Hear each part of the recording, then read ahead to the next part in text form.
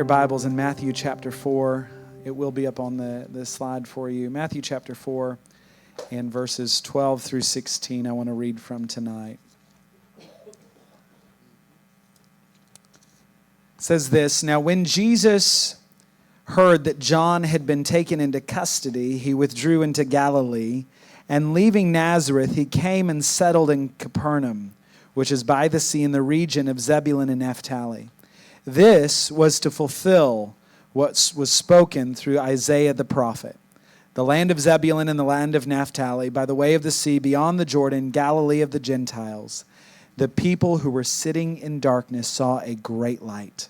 And those who were sitting in the land in a shadow of death, upon them a light dawned." I want to share from the topic of the light has come. At the birth of Jesus, everything was wrong while everything was right. From our perspective, everything was wrong.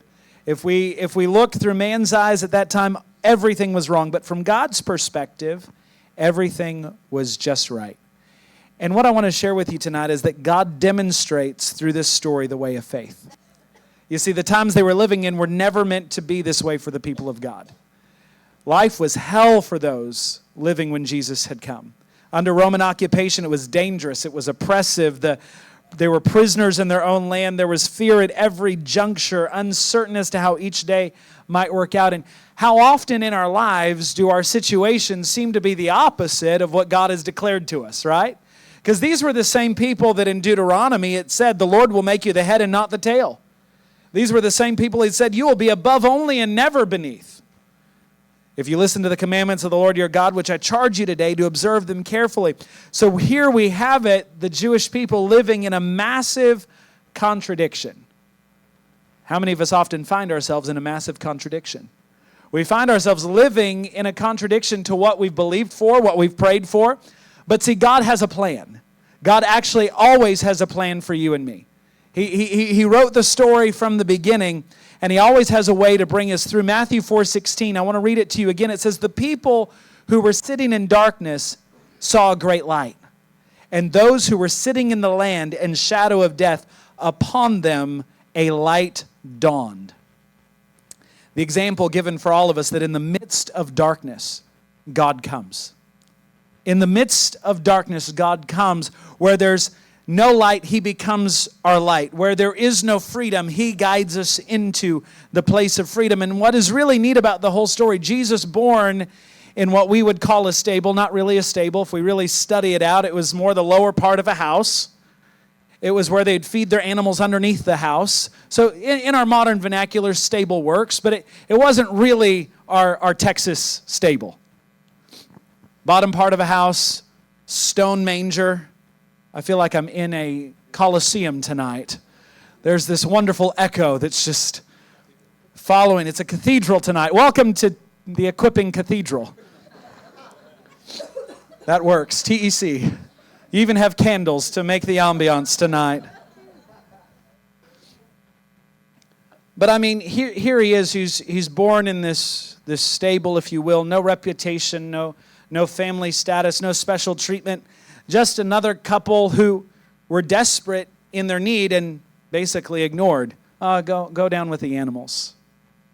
So defeating the idea that special favor and treatment is only for the rich, the famous, the important among us. And what is really neat about all of it is the invitation to be right there at the start of the process, just as Pastor Anna mentioned tonight, where these hard-working shepherds, the ceremonially unclean, invited to be the first partakers in the celebration of the Savior's birth.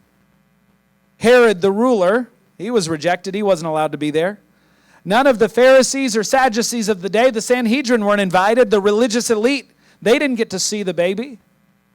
The rich and the famous all ignored. Just a few shepherds joining them that night in a lowly stable.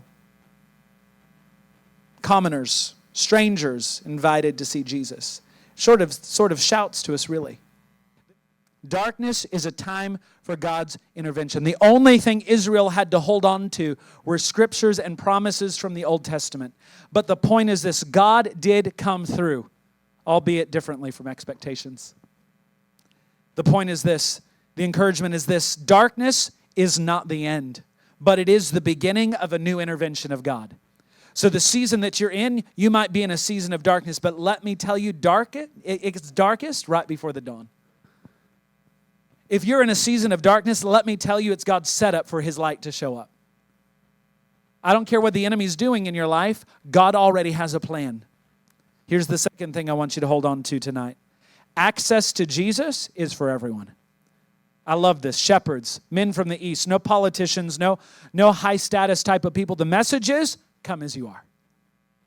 Come as you are. The third thing I want you to hold on tonight is that promises from God endure through the darkness and they take us into the light. His promises do not fail. 400 years had passed since there was a clear word from God. 400 years before the birth of Jesus had been the distance there was between then and a clear word from God. Malachi had prophesied 400 years before. There had not been another prophetic word for 400 years.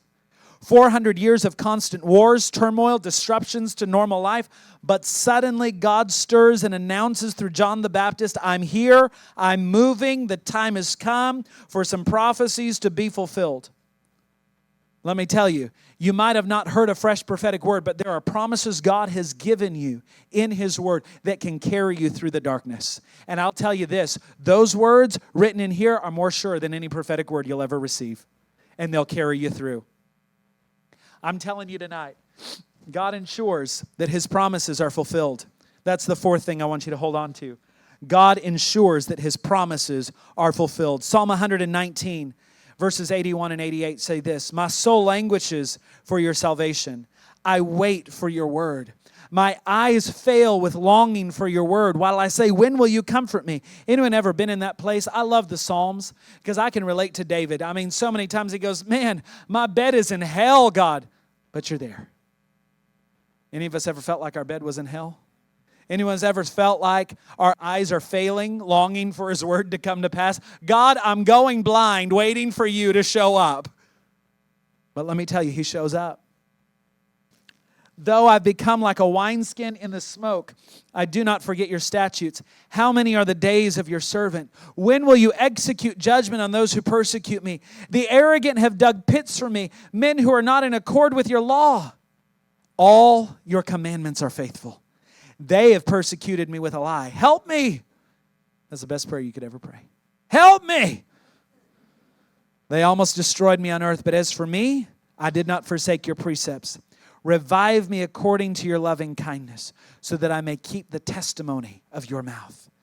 It's an amazing expression. On one hand, David here, he's saying, I'm defeated. I've got pressure on every side. They've dug my grave. They've finished my epitaph. It's all written. I'm going to die.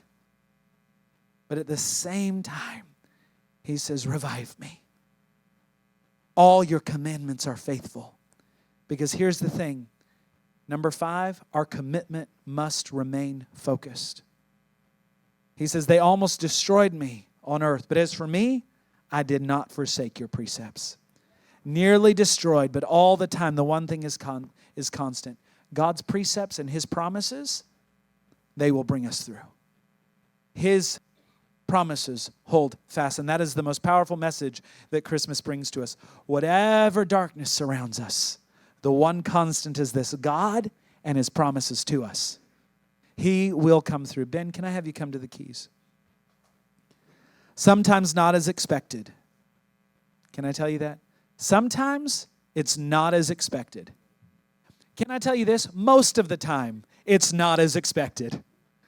If you've ever had a prophetic promise over your life, you'll know that the journey from promise to fulfillment often is nothing that you expected.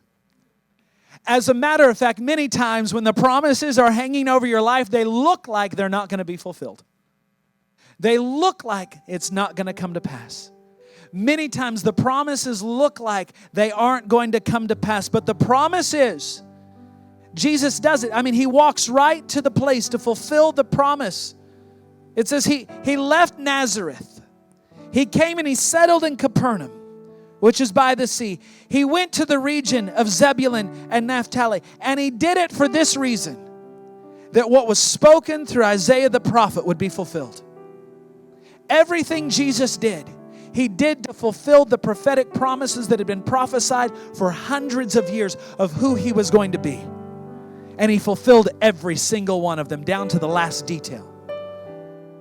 So let me tell you this. Some of you have prophetic promises. Some of you have things on the inside of you that you've been saying, God, is this ever going to come to pass? Is this promise ever going to come to pass? Let me tell you this tonight, church, that Christmas is the promise that the prophetic promises come to pass. It's the promise. See, Israel was expecting a king to overthrow the Roman occupiers, but God provided a king to overthrow sin and death. So your prophetic promise might not come to pass the way that you interpreted it, because that's the trouble that we have sometimes, is we get a promise and we interpret it through our filters. One would have been temporal. Jesus could have come and overthrown Rome, but it would have been a temporary overthrow. But what He did instead is He came and He overthrew the government of sin and death in our hearts, and He gave us an everlasting kingdom. He provided a king to overthrow sin and death. One would have been temporal, but the other was eternal. And I'm telling you that we've got to make our commitments focused. We can't become distracted by the darkness. I love the promise out of Isaiah chapter 60. It says, arise and shine, for your light has come, and the glory of the Lord has risen upon you. But the very next verse says, for deep darkness covers the earth. Let me tell you, I've been using this phrase for weeks. It was the best of times, and it was the worst of times. We're in for some of the worst times in human history. But let me tell you, at the same time, we're in for some of the best times of human history as we usher in the return of the Lord. He's not coming as a baby in a manger. He's coming to split the eastern sky and set up His throne in the city of the great King. And He's faithful to do it. So, I can't tell you that every prophetic word you've ever received was actually a prophetic word. Can't tell you that. Some of them probably weren't. Some of them were probably just pathetic flattery. But I can tell you this, His word stands true. His word comes to pass. And that is the promise of Christmas. He's faithful. He who began a good work is faithful to complete it. He who began a good work in you. And let me tell you, the number one thing He wants to do is not make you a great prophet. It's not to give you a great ministry. It's not to give you the best family. It's not to make you a millionaire. The one thing He wants to do is kill you so He can live in you. That we be conformed to the image of Christ. That's what He wants to do. We love to quote Romans 8:28. For God works all things together for good for those who love Him and are called according to His purpose. But we forget verse 29 that says, for those He who foreknew, He predestined that we might become conformed to the image of the Son. He came so that we might become like Him. So if you're going through a season where darkness is surrounding you, let me tell you, it's all so you can become like Him. It's just a little more sandpaper on your life. He's just taking out the rough edges. It's a little more pressure. It's just a little more pressure. But you know what comes out of pressure? Beautiful living stones. We are the living stones that are building the house of God.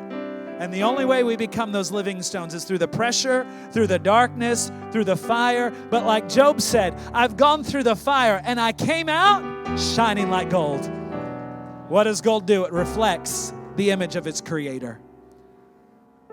So I've come to tell you tonight, you might be going through something.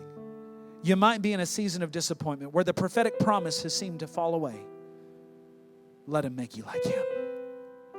Take the disappointment and say, I'm going to let this conform me to the image of Christ. I'm going to let my situation be the very tool God uses to make me like Him. I'm not going to waste my pain. I've told you all year, 2023, my hardest year of my life. April 2023, I can tell you, there were nights I sat in my room thinking, I just need to die. I sat in my room thinking, how could I go that would be the least mess for my wife and kids? But in that process, let me tell you, I met His presence in a way. I didn't have some prophetic promise come to pass. I didn't have some angel come out of the sky, tell me everything was going to be okay. I just put one cankle in front of the other and kept moving forward. And kept moving forward and saying, God, you who began a good work are faithful to complete it. God, you who began a good work are faithful to complete it. You're working this for my good, because the ultimate good is that I become like you. So whatever I'm going through, it's to transform me into your image. This death that I'm experiencing on the inside, that I may know Him in the fellowship of His suffering and the power of His resurrection.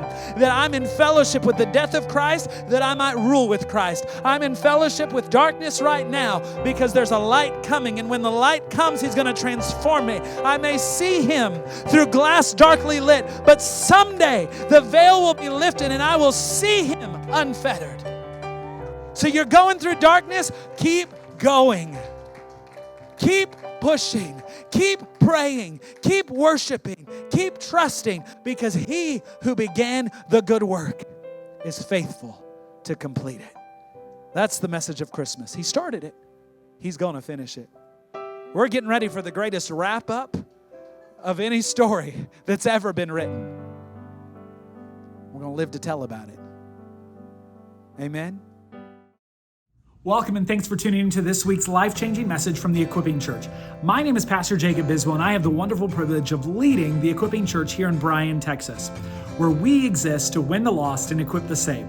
By tuning in this week, we have a couple hopes for you. That number one, you would encounter the Lord, that you'd be equipped by His Word, and then you would take that Word and extend His kingdom wherever you go. For more information, you can visit us online at www.equippingchurch.us. Thanks and God bless you. We hope to see you in person soon.